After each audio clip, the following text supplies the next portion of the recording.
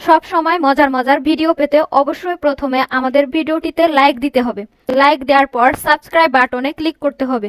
Subscribe করার পর notification bell icon click করতে হবে। তারপর শেয়ার বাটনে ক্লিক করে বন্ধুদের সাথে